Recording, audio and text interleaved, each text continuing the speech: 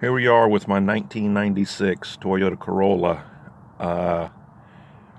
Every now and then it just won't start.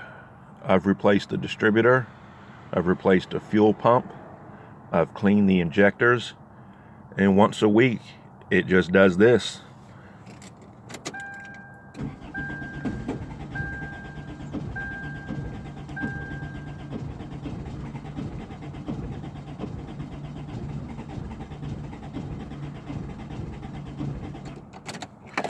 Any suggestions would be helpful. Thank you.